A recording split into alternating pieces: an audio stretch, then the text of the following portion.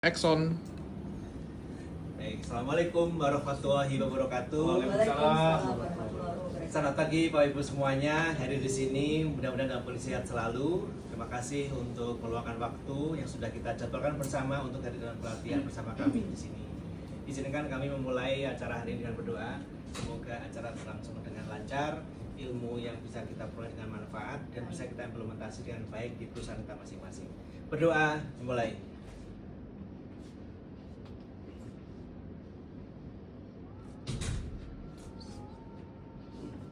Amin, terima kasih. Ya, tak kenal maka tak sayang, Bapak Ibu ya. Jadi perkenalkan, nama saya Syariful Akbar. Silahkan panggil saya dengan nama Syariful. Saya memiliki pendidikan sampai di Universitas S2. Kemudian pengalaman kerja saya selama 10 tahun terakhir adalah di remittance bisnis. Sehingga kita juga di sini akan tepat untuk berdiskusi dengan pengalaman yang ada bersama juga dengan rekan-rekan semuanya. Kemudian di sini ada nomor handphone saya yang bisa dilakukan sebagai kontak ya kepada kami, apapun itu tentang pertanyaan tentang pelatihan ataupun diskusi-diskusi yang lain. Apabila diperlukan, feel free langsung aja add ya nomor saya di sana. Kemudian hadir di sini Bu Sela ya, Bu Sela, ya silakan coba disampaikan perkenalan diri. Ya, terima kasih Pak Syariful. Ya. Saya Sela Sahira. Saya manajer compliance di Western Indonesia dan sudah berkecimpung di bidang transfer dana lebih dari 12 tahun. Wah, 12 tahun, baru senior nih. Welcome Bu Sela. Nanti kalau ada tambahan-tambahan feedback silahkan ya langsung disampaikan saja. Terima kasih Bu Sela. Yang kedua Pak Erik. Yes, Silakan Pak. terima kasih Pak Syariful. Saya Erik Syam. Saat ini saya di MMI. MMI, di bagian oke. compliance. Oke. Sudah berapa lama Pak di MMI? 2 tahun. 2 tahun. Wow, oke. Siap. Feel free ya Pak untuk ngasih informasi, feedback dan seterusnya sambil nanti ditandatangan aja langsung. Ini namanya udah ada. Ya. Oke. Bu Sela, Pak Erik. Oke. Ya. Izinkan saya juga menyampaikan tata tertib selama pelatihan. Yang pertama adalah pastikan protokol kesehatan bersama. Jaga kesehatan kita masing-masing. Cuaca lagi ada perubahan dari panas ke hujan. Kemudian yang kedua, jangan berisik, ini untuk fokus sebenarnya. Jadi kalau misalnya kita ada kegiatan lain, tolong dipastikan fokus dulu di acara ini. Feel free juga untuk bertanya, angkat tangan ya Pak Bu. Jadi biar saya juga tahu nih Bapak Ibu ada concern, feedback atau pertanyaan. Yang terakhir, ketika ada telepon, off dulu deh sementara, ya nggak lama kok. Jadi biar kita juga fokus, gitu ya. Oke, baik. Kemudian saya juga akan menyampaikan yang nggak kalah penting tentang K3. K3 ini meliputi tentang kesehatan dan keselamatan kerja. Yang pertama, pintu darurat. Jadi kalau building kita ini di sini lantai 4, maka pintu darurat itu adalah di sebelah luar kanan. Nanti ada tulisannya di sana pintu darurat. Kemudian ketika ada kondisi-kondisi urgent darurat, nggak perlu panik. Nanti kita tinggal ikutin perintah dari pihak building. Kemudian kita juga menghargai untuk tidak merokok di dalam ruangan. Yang kedua adalah tentang kesehatan dan kenyamanan. Pastikan minum cukup air ya, nggak dehidrasi. Kemudian kita pakai pakaian yang nyaman karena ini ber-AC. Jadi silahkan Bapak Ibu kalau bisa merasa dingin atau apa, let me know. Kemudian apabila kondisinya ada pusing atau nggak enak badan, salah satunya adalah istirahat. Kasih tahu juga kepada kami. Darurat kita ada petugas keamanan dan wanita terdekat yang bisa kita kontak dan kita tetap ikuti arah evakuasi sesuai dengan instruksi kita titik kumpul. Baik. Nah ini kita mulai masuk ke dalam materi ya. Jadi kenapa ya aku PPT itu atau perlindungan konsumen itu penting bagi kita? Ya. Kemudian barangkali kita pernah mendengar berita-berita di sana bahwa ada perusahaan keuangan yang ternyata itu izin dan operasi itu dicabut ya, karena terlibat dalam transaksi yang mencurigakan. Terus kita juga perlu mikirin gimana ya dana nasabah itu yang ada di kita ya. Terus kalau misalnya diblokir itu kira-kira impactnya apa? Nah, atau bagaimana kalau misalnya ada pelanggan yang melapor ke Bank Indonesia karena mereka itu dirugikan oleh layanan. Jadi hal-hal yang sebenarnya tercakup dalam satu adalah bagaimana kita menjaga konsistensi kita terhadap penataan PT. Yang kedua adalah tentang bagaimana perlindungan konsumen itu harus terwujud juga. Inilah training ini. Pelatihan hari ini itu kita membedah kompetensi yang tinggi, yaitu bukan melakukan penerapan anti pencucian uang dan pencegahan dan terorisme (APU PPT) serta perlindungan konsumen. Fokusnya ke penerapan prosedur APU PPT. Kemudian kita lebih ke KUK-nya adalah tentang prinsip mengenali pengguna jasa MPC penerapannya. Ya. Tujuan pelatihan ini adalah agar Bapak dan Ibu itu dapat mencapai ketepatan dalam melakukan penerapan anti APU PPT serta perlindungan konsumen. Manfaatnya, Bapak Ibu mampu melakukan penerapan APU PPT serta perlindungan konsumen. Sama seperti tujuan dan manfaatnya. Nah, apabila Bapak Ibu melihat materi pelatihan, nanti juga bisa dibaca-baca ya. Jadi sebenarnya ada 6 poin. Yang pertama adalah prinsip PNBC itu sendiri. Kemudian yang kedua adalah bagaimana kita identifikasi transaksi transaksi yang mencurigakan. Itu ada beberapa turunan lagi di bawahnya. Yang ketiga adalah kemampuan Bapak Ibu untuk menolak transaksi transfer dana apabila pengguna jasa tidak memenuhi ketentuan serta prosedur yang berlaku. Yang keempat, tentunya Bapak Ibu juga harus bisa menyusun laporan PPT atas transaksi tersebut sesuai dengan prosedur atau ketentuan yang berlaku. Yang kelima, nggak kalah penting setelah melakukan laporan, yaitu adalah penata usahaan atau serta pengawalan data terhadap informasi pengguna jasa dan kerahasiaan laporan sesuai ketentuan dan prosedur yang berlaku. Terakhir, menetapkan kebijakan operasional dan pengelolaan risiko pemrosesan transaksi transfer dana.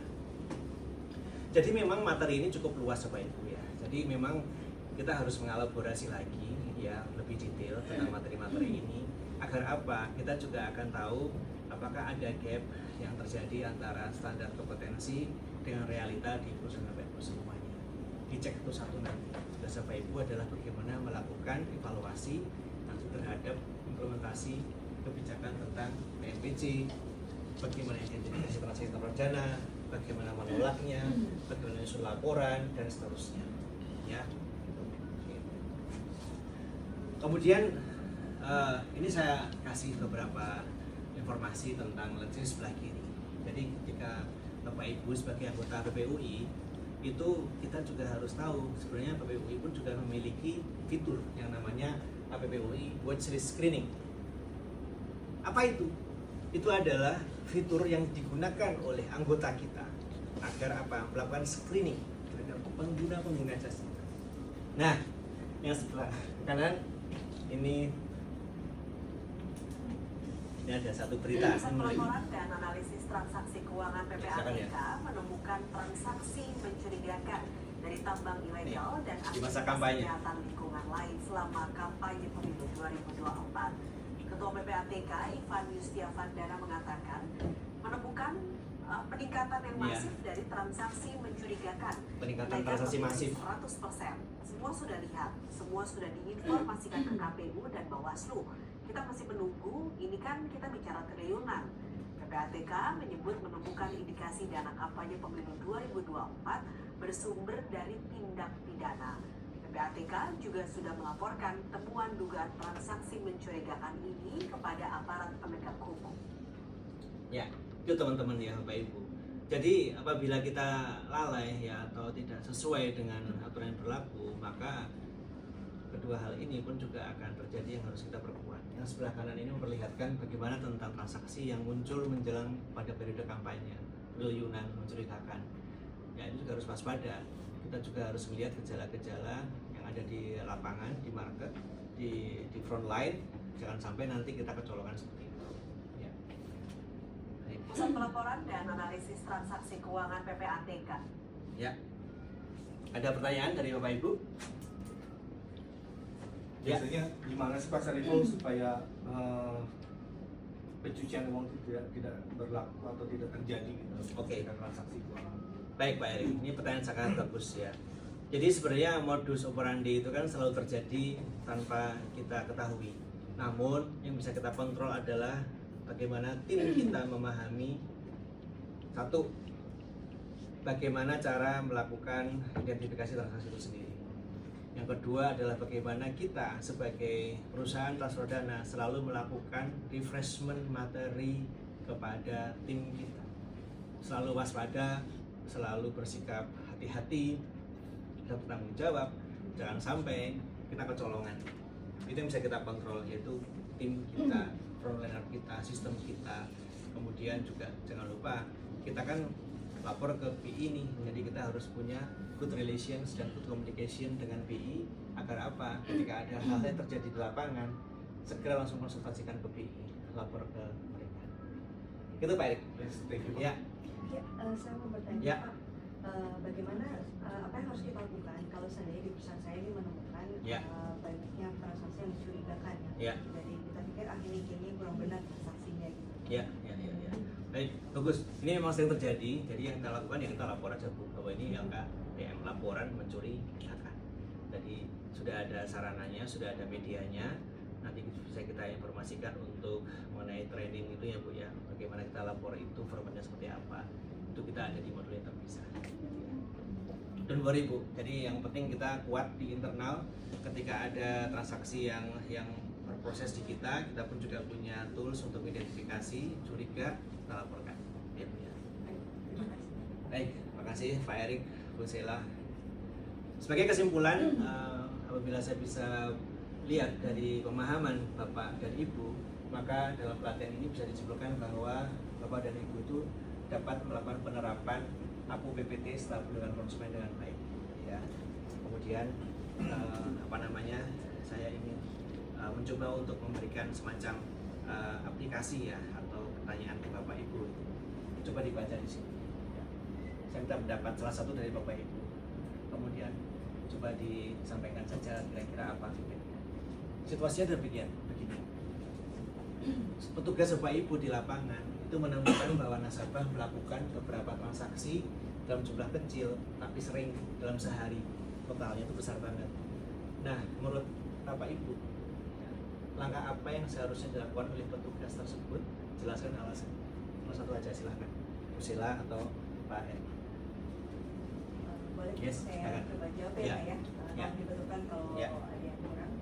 Jadi kalau menurut saya ini transaksi dalam jumlah kecil tapi berulang kali dilakukan berulang kali itu merupakan transaksi yang polanya mencurigakan. Ya.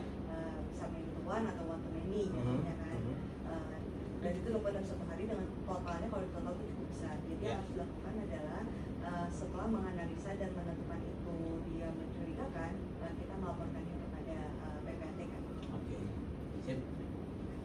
Bagus sekali. Jadi Pak Erik ada tambahan barangkali? Ya, kalau saya mungkin dianalisa, setelah dianalisa kalau misalnya dia melakukan seperti itu, lapor ke PPATK dan kita juga berhak Pak untuk menolak bisa atau transfer dan Ya, bisa. Betul. Oke, thank you. Wah, ucuk.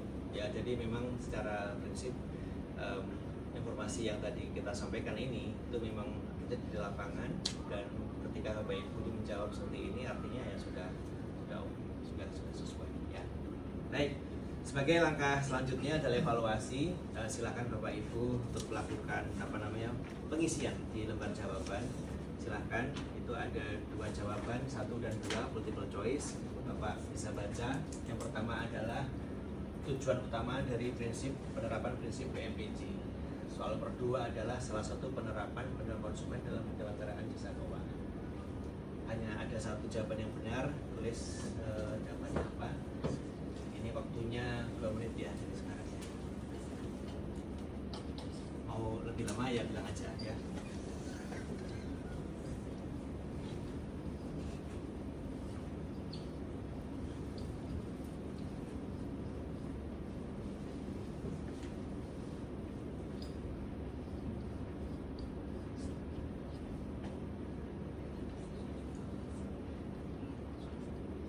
Jadi tips saya memang harus dibaca dengan teliti, hati-hati ya Bu, Bapak. Ini belum tentu kalimat yang panjang itu jawaban yang benar ya.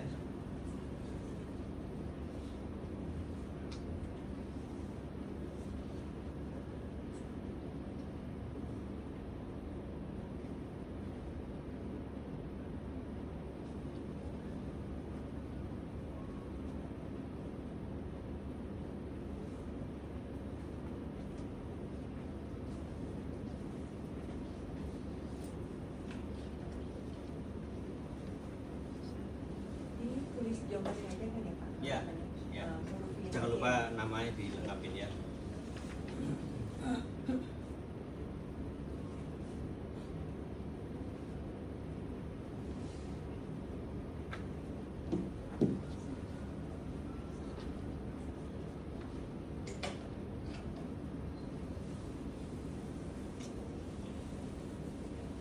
Oke, 2 menit selesai. Bisa dikumpulkan. Ya. Terima kasih Pak Erik, terima kasih Bu Sela. Oke, ini kami terima sebagai lembar evaluasi ya, Bapak Ibu. Nanti akan kita berikan hasil evaluasi dari jawaban ini. Kemudian selanjutnya kita akan memberikan soal atau tugas tambahan. Tugas tambahan ini bukan menjadi sesuatu yang berat karena memang secara prinsip ini sudah sangat detail. Yang pertama adalah pada rangkuman pelatihan tentang penerapan APU PPT serta perlindungan konsumen. Pelatihan apa yang dimaksud adalah pelatihan saat ini, rangkumannya. Ya. Nah, formatnya bisa dibuat secara essay atau secara slide PowerPoint atau secara let's say bentuknya itu mau agak kreatif sedikit boleh, pakai komik-komik atau warna-warna itu silahkan, format bebas. Yang kami akan periksa adalah dari sisi kontennya saja. Jadi bagaimana Bapak Ibu bisa merangkum dan membuat summary ya dari pelatihan hari ini tentang penerapan APU PPT.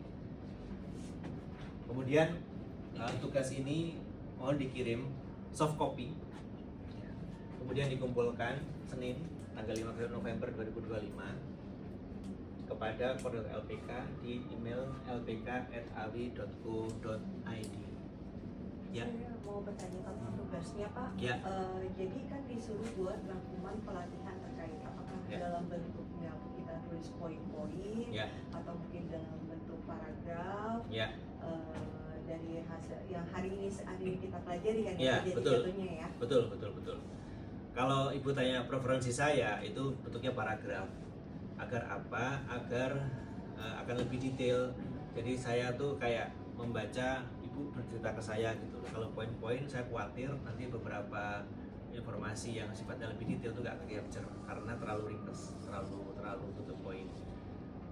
Isi aja ya, jadi dimulai dari let's say judulnya ya kan, judul pelatihannya apa, kemudian skop materinya apa, KOK-nya apa, kemudian bisa dicantumkan juga dengan let's say tadi informasi kayak yang ada di video tadi, Bapak Ibu bisa cari referensi sebagai tambahan summary terhadap kegiatan pelatihan. Kalau contohnya itu dari perusahaan kita Pak, yang kita terapkan di perusahaan kita, apakah boleh Pak? Boleh, tapi apa namanya speknya nanti disamarkan aja. Oke. Ya. Jadi tidak harus sebut nama ya. Yes. Itu ya. Ada pertanyaan tentang tugas tambahan? Jadi ini tema November ya, jam kerja ya Bu, jam sore ya Bu. Oke. Gitu. Jadi paling lambat close of business lah istilahnya. Yes, Pak, ya. betul. Mas Ariful, Ya. boleh gak sih dibuat PowerPoint? Boleh, Oh, boleh boleh juga? Boleh. Tapi yang sebagaimana saya sampaikan, jangan terlalu bullet point juga, karena saya perlu penjelasan. Ini kan rangkuman tuh harus sesuatu yang lengkap dan detail. Jadi memang saya lebih encourage untuk membuatnya itu adalah bentuknya paragraf ya atau essay. Tapi di Word atau PDF boleh kan? Boleh, Word, Bebas PDF, berarti ya. Canva ya, boleh. Ya, itu. Baik, apabila sudah cukup jelas, maka kita bisa Ada akhiri. Pak, Ya. ada minimal itunya tidak? Ada minimal apa? Minimal karakter, minimal berapa halaman? Nggak ada Bu, nggak ada. Oke. Gitu. Tapi ya jangan setengah halaman ya Bu ya. Baik. Saya aja bikin 117 Bu. Baik, terima kasih atas kehadiran Bapak semua. Mudah-mudahan acara hari ini dan materi hari ini bisa diterima dengan baik. Kita tutup dengan berdoa mulai.